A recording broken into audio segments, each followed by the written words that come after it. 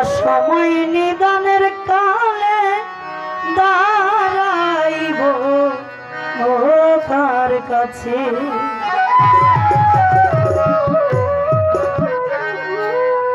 তুই বিনে কান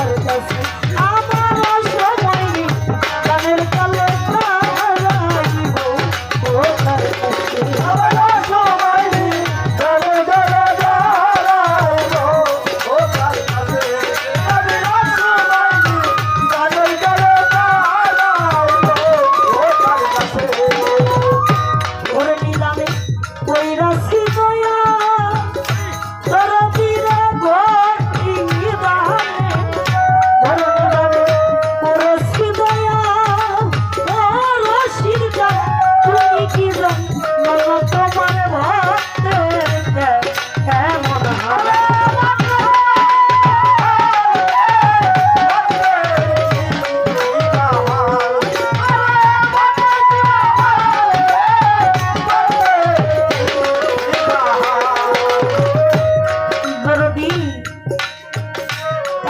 ভক্ত যখন ঘোর নিদানের মধ্যে পড়ে জগতে মুর্শিদ নাম ছাড়া গুরু নাম ছাড়া তার আর কোন শক্তি তার আর কোন পুঁজি থাকে না। বাবাজিরা একটা মানুষের জীবনে কিছু কিছু কাহিনী আছে, কিছু কিছু কথা আছে, যেই কথাগুলো সবসময় সবার কাছে বলা যায় না, সেই কথাগুলো শেয়ার করা যায় না। তবে আমি এই সঙ্গীত জগতের মধ্যে এসে নিজেকে ধন্য মনে করি। যেই দিনটা আমার গান থাকে না, যেই দিনটা আমি বাড়িতে থাকি, সেই দিনটা আমার কাছে মনে হয় দোজক। ঘরের মধ্যে যাই যখন শোই, সারাদিন বাইরে ঘোরাফিরি করি, মনে হয় না যখন রাত হয়ে যায় ঘরের মধ্যে যে শোই, শোয়ার পরে যখন বালিশে মাথাটা দেই, সমস্ত কিছু নিগুড় তথ্য মনে করে যায়। শুধু দুই নয়নের জলে বালিশটাই ভিজে, ঘুম আসে না। আমি যার কাছে মুরিদ হয়েছি আমার দয়াল,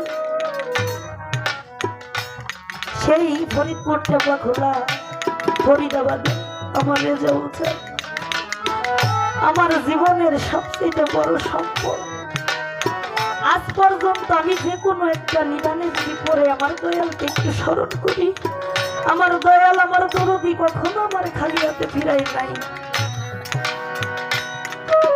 জীবনের মস্ত বড় একটা ঘটনা, আমার বাড়িতে যখন আমি ওরস করি, যখন আমার বাড়িতে আমার দয়াল প্রথম আসে, অনেকবার খালি বলছে আলো তোর বাড়িতে যাব, সাজাইছি ফুল বিছানা, সাজাইছি সব ভালো ভালো রান্না করছি, দরদি আমার আসে। হঠাৎ করে একদিন বললো যে তোদের বাড়িতে যাবো, সেই দিনও তাই করছি, আসে নাই। তিনবার বলার মাথায় যেদিন তিনবার বললো সেদিন বলতেছে তোদের বাড়ি যে যাইতে চাই তুই কি শুনোস না? আমি বললাম বাবা আপনি আসবেন, আমি তো শুনছি আপনার জন্য সমস্ত কিছু আয়োজন করে, আপনি তো আসেন না।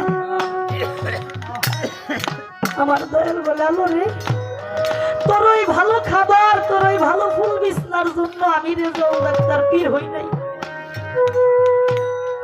আমার ভিতরে যে কি চাই তুই তো বুঝোস নাই পাগল।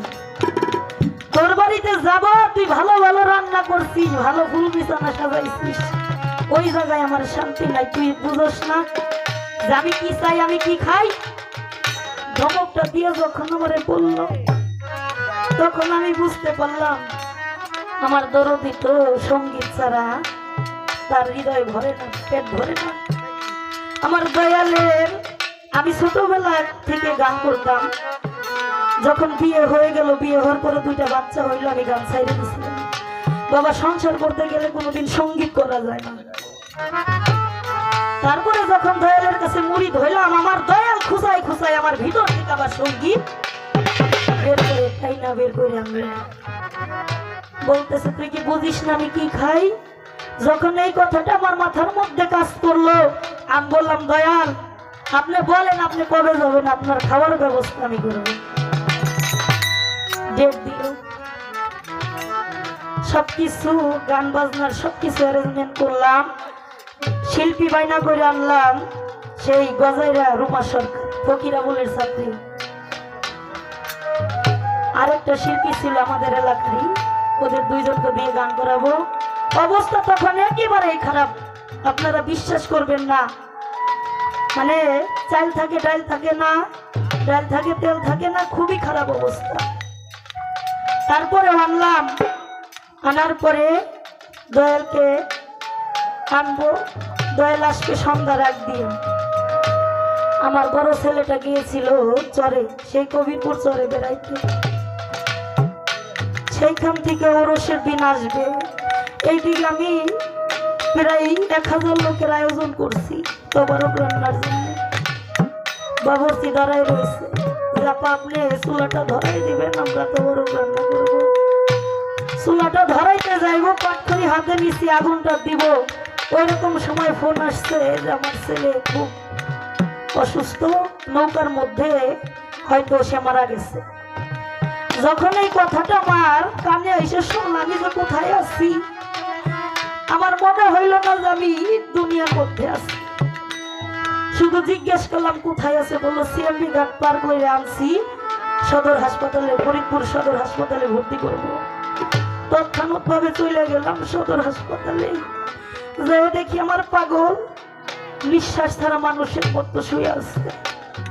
ডাক্তাররা বলতেছে আপনারা দোয়া কর্ম করেন, হয়তো বাচ্চাকে আর রাখা যাবে না, অক্সিজেন দিয়ে রাখছে। যাইয়া যখন আমার পাগলের মুখটা আমি দেখলাম, দেখে আমার মাথায় আর কোনো কিছু কাজ করতেছে না। এইদিকে বাড়ি তবরক রান্না করবে, দয়াল আসবে, দয়াল আসার সময় হয়ে গেছে, আসরের আজান দিয়ে ফেলাইছে। আমি শুধু বলতেছি ওকে আমি বাড়ি নিয়ে যাবো, ডাক্তার আনতে দিবে না, আমার ফ্যামিলির একটা লোক আমার কথা শুনতেছে না। আমি বলতেছি ও যদি মারা যায়, আমার দয়ালের চরণের পানি আমি ফেলাবো, তবু আমি এখানে রাখবো না, ওকে আমি বাড়ি নিয়ে যাবো। কারো কথা না শুই না, সবাই পারে তো আমারে ধরে মারে। তারপরে আমি অক্সিজেন খোলাইয়া স্যালাইনটা হাতে নিয়ে ওকে কোলে নিয়ে চলে আসছি, নিজে একটা অটো ভাড়া করে চলে আসছি বাসায়। আসার পরে সবাই আমার উপরে এমন টর্চার করতেছে, তারপরে আমি কোনো কথা শুনি নাই। আইসা ওরে ঘরের মধ্যে শোয়াইয়া স্যালাইনটা দিয়া ঘর তালা মাইরা থইছি। তালা মারার পরে দয়ালে আমাকে একটা আসন দিয়েছিল, সেই আসনে যাই নামাজটা বিছাইয়া দয়ালের চরণের পরে পড়ে গেলাম।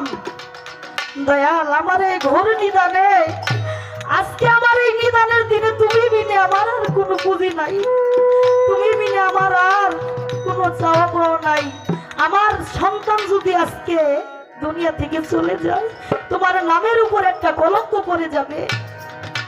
আজকে তোমার আগমনের দিন, তুমি এই পরীক্ষায় আমাকে ফেলতে পারো না। যা করার তুমি করো, তোমার চরণের উপরে আমি সব বিসর্জন দিলাম। রাখলেও রাখতে পারো, নিলেও নিতে পারো, সেটা তোমার বিষয়। কইয়া সাইরা ওইটা যখন যায় ঘর খুলাইছি, দেখি আমার পাগল দরজা ধাক্কাইতেছে আর বলতেছে মা তুমি আমারে বাইর করো, আমি সুস্থ হয়ে গেছি। মা তুমি বাইর করো, আমি সুস্থ হয়ে গেছি।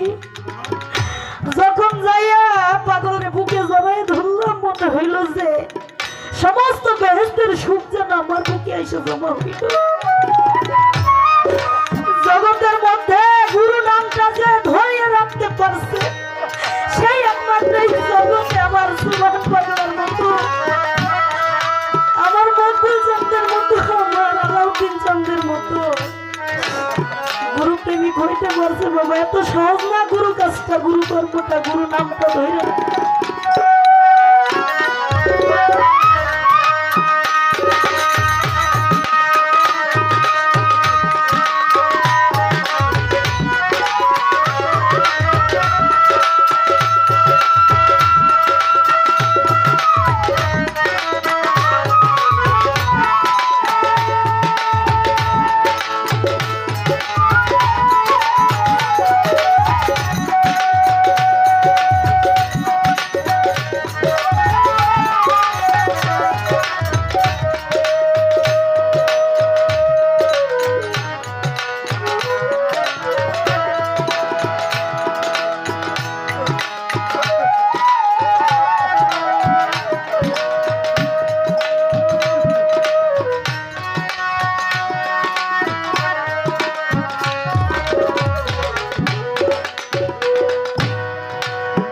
দুঃখে যাহা